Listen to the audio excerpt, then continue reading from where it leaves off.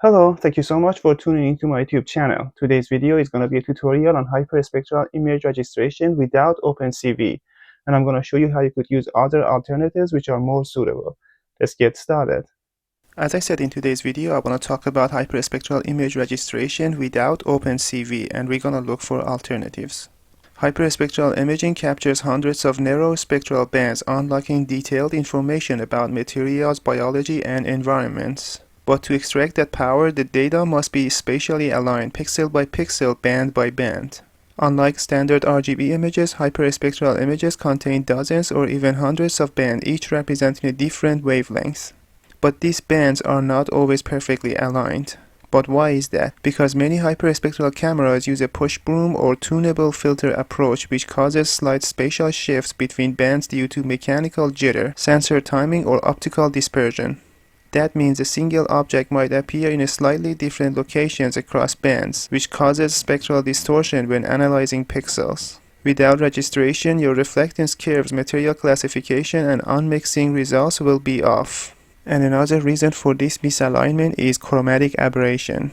Our goal here is to spatially register all the spectral bands of a hyperspectral cube, aligning every band to a single reference so each pixel across bands truly represents the same point in the scene. Once aligned, pixel-wise spectral signatures become meaningful. Unmixing, PCM, and any spectral algorithm will produce cleaner, more accurate results. There are many ways to do image registration. OpenCV offers tools like feature matching and ECC-based alignment. But for hyperspectral data, OpenCV can be overkill and not well suited to narrow-band, low-contrast images. Instead, we use a more robust and lightweight method, phase cross-correlation.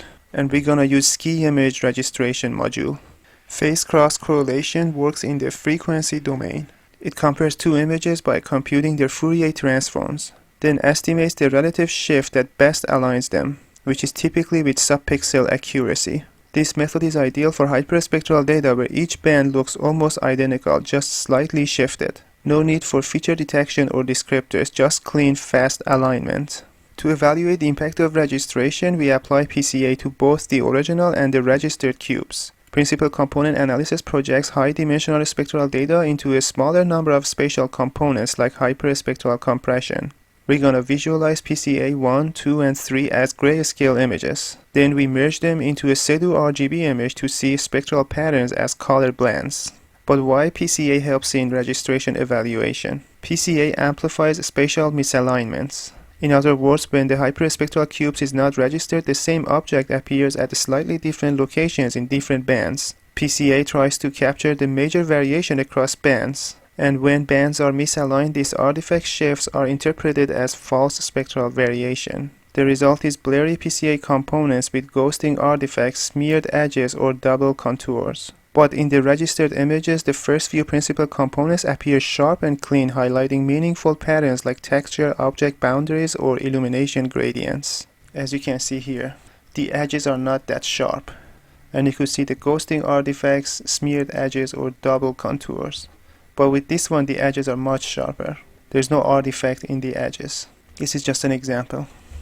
Let's go to Python and show you the code. Okay, first we're gonna import the necessary libraries. And here we're going to be loading the hyperspectral cube using the spectral library, as you can see here.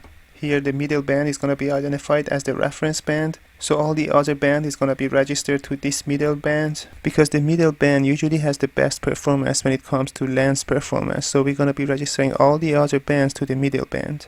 So in other words, we're going to be using the center band, typically the most representative, as our anchor.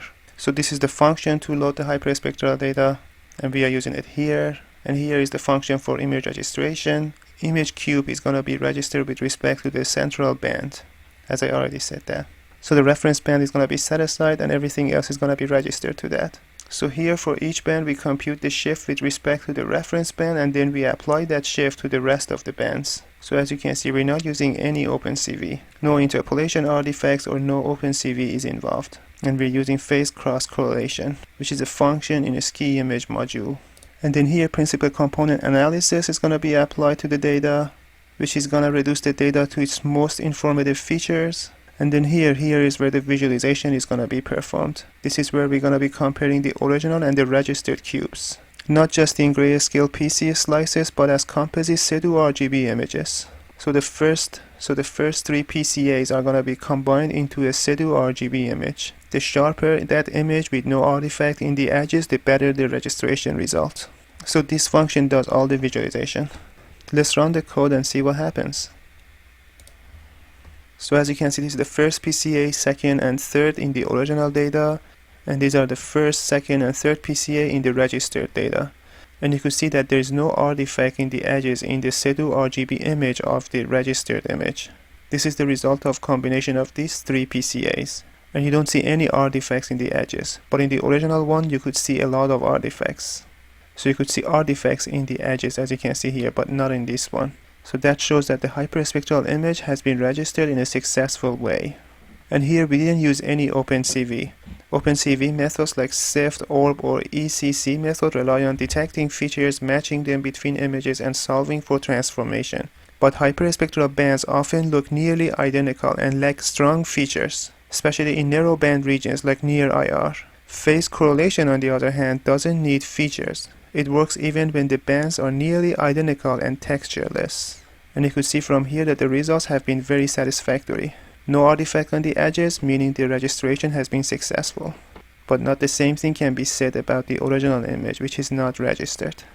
Also, phase cross correlation uses frequency domain techniques and can return subpixel shift estimates with high precision. And that's about it. Thank you so much for watching this video. I hope you liked it and also found it helpful. If you liked it, I would appreciate it if you could subscribe to my channel and also share the video with your friends. Thank you so much and have a nice day.